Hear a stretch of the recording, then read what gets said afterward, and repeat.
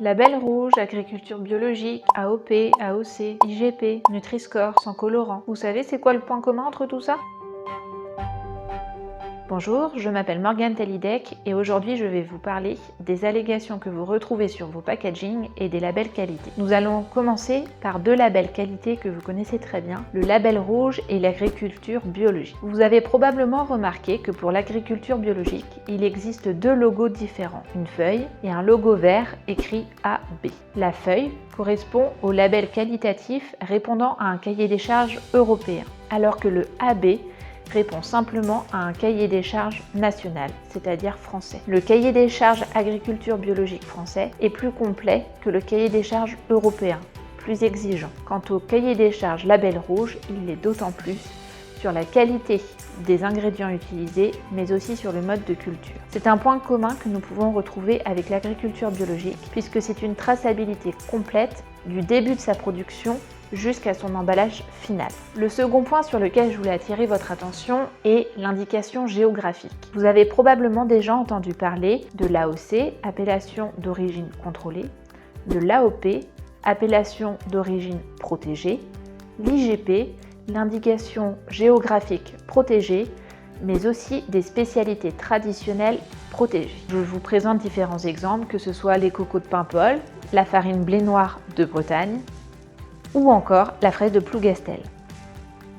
Ce sont 4 labels qualitatifs qui sont complémentaires. Vous pouvez être à la fois une IGP et une AOP, ou une AOC et une AOP. Ces cahiers des charges sont tout à fait complémentaires et permettent surtout de garantir une qualité produit liée à son histoire d'origine.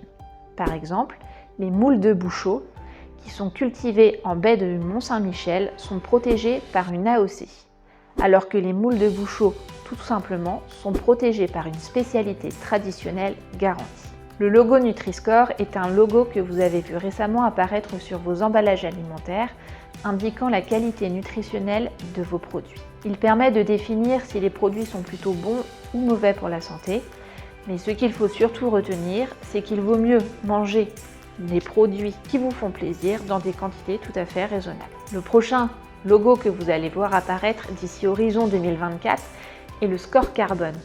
Il vous permet tout simplement de définir le bilan carbone de vos produits et de savoir quel est son impact environnemental, que ce soit sur la partie emballage, sur la partie fabrication ou sur la partie ingrédients. Je ne pouvais pas vous parler des allégations ni des labels sans vous parler des fameux sans colorant, sans arôme, sans conservateur, sans huile de palme. Ce sont des allégations marketing. Ils n'ont pas de connotation légale, mais sont par contre des indicateurs qui permettent de valoriser le travail fait en amont par les équipes de développement produit, qui permettent d'avoir un produit plus qualitatif et qui répondent à la naturalité exigée de plus en plus par les consommateurs. Si vous aussi, vous voulez mettre en avant une de ces allégations ou un de ces labels qualité dans vos produits, n'hésitez pas à me contacter, je serai ravie de pouvoir échanger avec vous et de mettre en place des stratégies de développement produit pour répondre au cahier des charges spécifiques. À très bientôt!